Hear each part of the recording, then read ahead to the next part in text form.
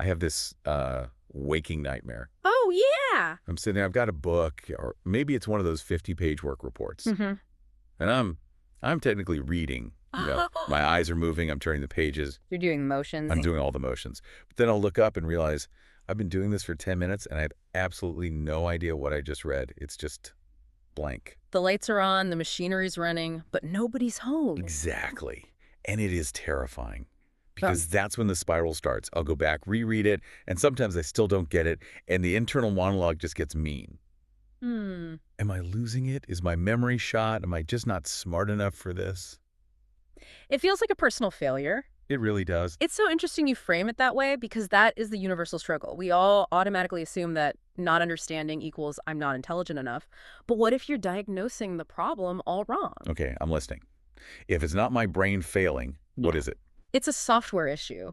You're trying to process this sheer flood of modern information using a mental mechanism that hasn't been updated since you were, 6 years old? You're saying it's not a lack of intelligence, it's a lack of technique. Exactly. So basically, I'm trying to run the latest high-end video game on Windows 95. That's a perfect way to put it. And that is exactly what we are digging into today. We're looking at a fascinating stack of research on intelligent speed reading. Okay. And I want to be really clear right off the bat because I can already hear the skepticism. This isn't just about skimming.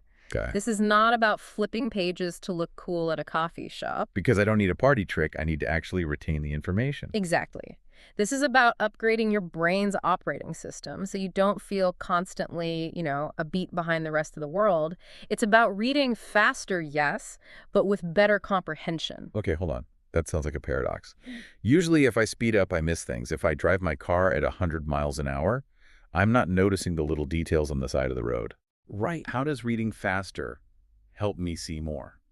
That is the core question, and we're going to answer it. But first, we have to talk about that anxiety you mentioned. The source material draws this really sharp line between two ways of reading. There's reading to finish, and there's reading to see. Reading to finish. I feel called out. Yeah. That's me with a deadline, just slogging through. And the root of that isn't boredom, it's fear. Information is multiplying so fast that if you read at that old, comfortable pace, you subconsciously start to panic. You feel like the world is zooming right past you. It's like FOMO, but for literacy. Precisely. And when your brain is in that panic mode, intelligence just shuts down.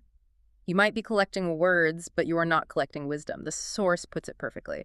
When you read out of fear, you're just surviving. You aren't truly seeing. There's this great anecdote in the research that it nails this. Picture a lecture hall. Okay. Hundreds of students, totally silent. The professor puts a quote up on the screen. And for a few seconds, nothing.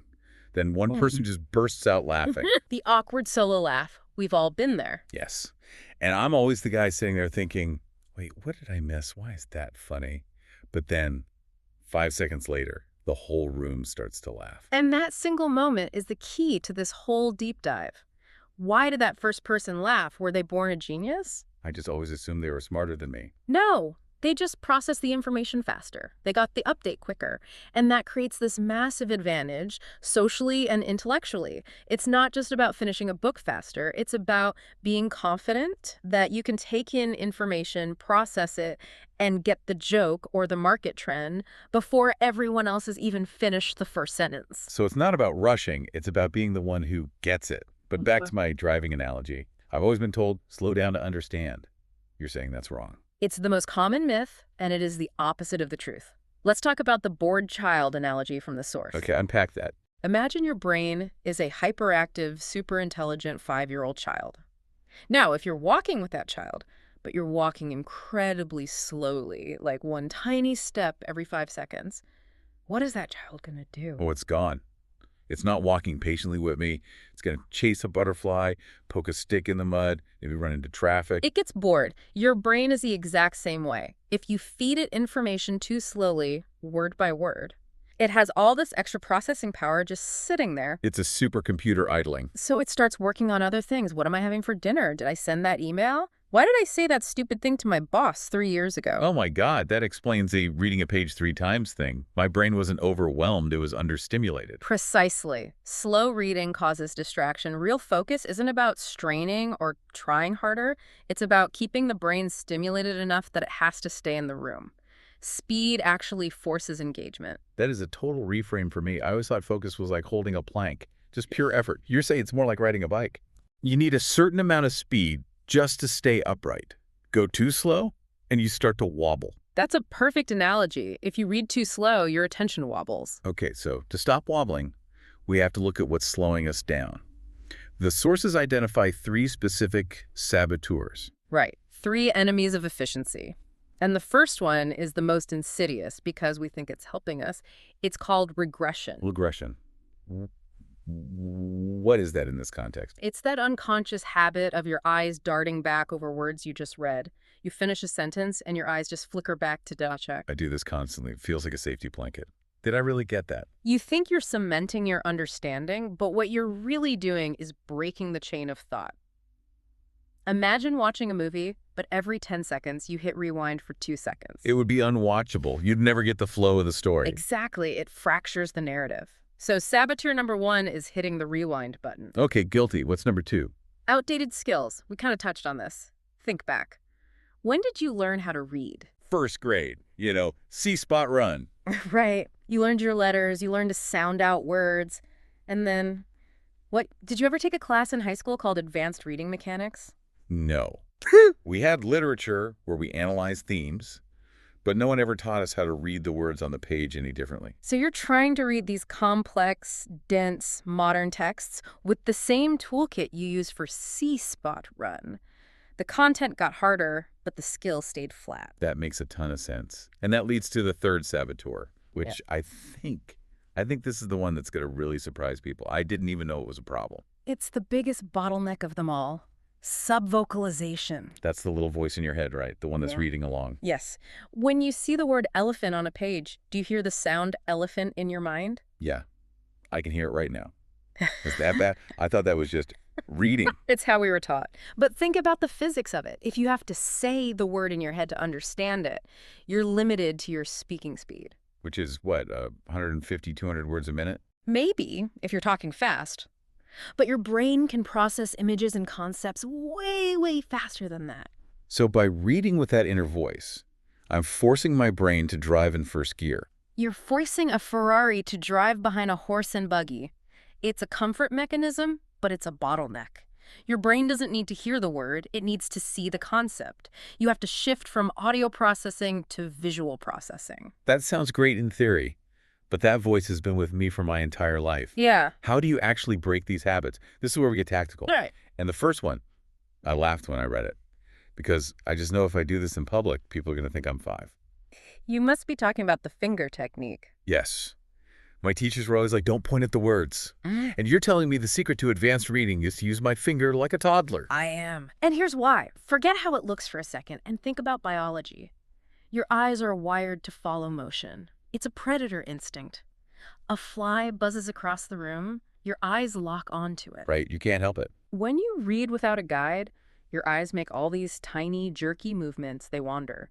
But when you use your finger or a pen and move it steadily under the line, you create a pacer. So the finger acts like a magnet for your eyes. It pulls them forward. It physically prevents you from doing that regression back skip we talked about. And it keeps your eyes from wandering off the page. It's like a tiny physical movement that creates mental discipline. So I'm hacking my own biology, using my predator instincts to read a marketing report. That's it. And once you have that pacer, you can work on peripheral vision. Instead of looking at every single word, the cat sat, you start to soften your focus and take in clusters of words. Like taking a snapshot of a whole phrase instead of just scanning the letters. Exactly. But to actually get there, you need to train. You can't just decide to do it. And the source outlines this really intense exercise. They call it the 4-minute gym. Okay, I read this part, and it sounds exhausting. Walk us through it. All right. You take a book. You read at your normal, comfortable pace for 4 minutes. Set a timer. When it goes off, you mark where you finished. That's your baseline. Simple enough. Now the work starts. You go back to the beginning of that same section. Your goal is to read that same amount of text, but this time in 3 minutes. Okay, so I got to push. Speed up by about 25%. You have to push, no pausing. Then you do it again.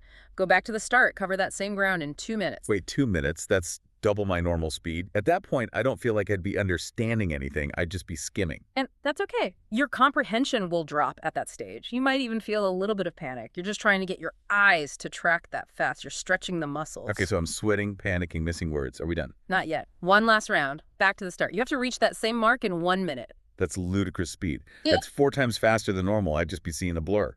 It feels chaotic. It feels like your brain is screaming at you. But here's the magic. After you've pushed yourself to that 1 minute pace, you stop, take a breath, and then you go back to reading for 2 minutes at what feels like a comfortable pace. And let me guess, suddenly comfortable feels completely different. It's like a baseball player swinging with a weighted bat. They take the weight off, and the normal bat feels light as a feather. When you come back from that 1 minute sprint, your new normal reading speed feels effortless, and it's significantly faster than where you started. So it's literally interval training for your brain. You sprint so the jog feels easy. It is. And this brings us to the deeper point, because we've talked about techniques and drills, but the source makes this really beautiful pivot here. It asks, why does any of this even matter? Right. I don't want to just become a hard drive that fills up faster. And the argument is that this isn't about efficiency. It's about operating the mind. It's about inner freedom. I love that phrase, reading is inner freedom. But what does that actually mean?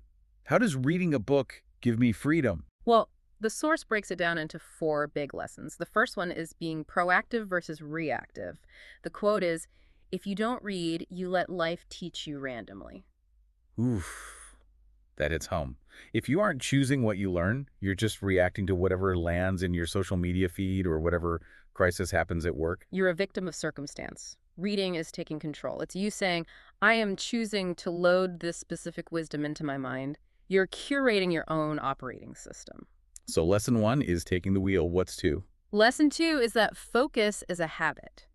And in a world of TikTok and 5-second ads, just sitting down for 15 minutes of focused reading it's an act of rebellion. It really is. It feels harder than it used to. Because your attention is being sold to the highest bidder. When you sit and read, you're training your brain to say, no, I choose this, I stay with this. You are reclaiming your own attention span from the algorithm. It's resistance training against the attention economy. I like that. Which leads to the third lesson, pattern recognition. Good reading helps you see patterns in the chaos. And the source notes that people who see patterns tend to panic less. That makes perfect sense. Yep. If you've read history or economics, when a crisis hits, a recession, a pandemic, you don't freak out because you've seen the pattern before. You have context. You have a map. While everyone else is reacting to the headline, you're looking at the trend line. And that leads to the final, and I think most beautiful lesson, becoming a seer. A seer. That sounds a little mystical. It's more grounded than it sounds. The goal isn't to hoard words or conquer a library just to brag about it.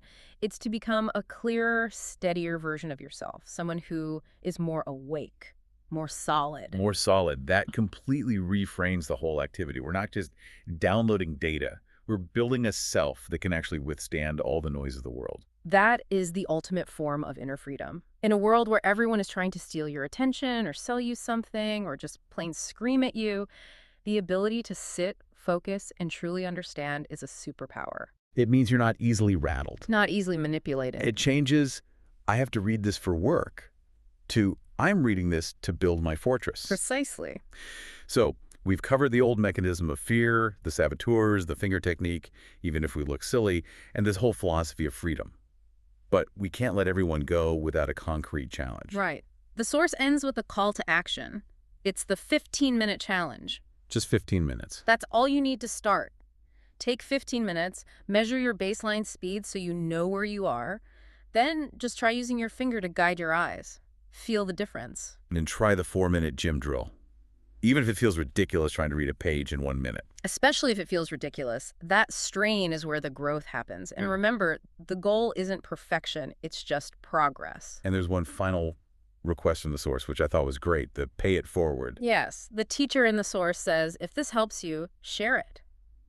Think of all the people out there who think they're not smart, who doubt themselves, just because they're using the wrong tools. Right. If you know someone who says, I just can't focus on reading, don't let them suffer in that self-doubt. Tell them about the finger technique. Tell them about the bored child. You might just save them from years of feeling inadequate. You're giving them the software update they missed in first grade. That's a powerful thought. So Here's the question we want to leave you with today. It's a bit of a provocation. When you pick up your next book, ask yourself, are you reading just to collect words? Or are you reading to build a version of yourself that can't be so easily rattled by the world? A version of yourself that is solid. I'm definitely going to be thinking about that. And yes, I am going to use my finger to read tonight, even if my cat looks at me funny. Thanks for diving in with us. Always a pleasure. Read well, everyone. See you next time on The Deep Dive.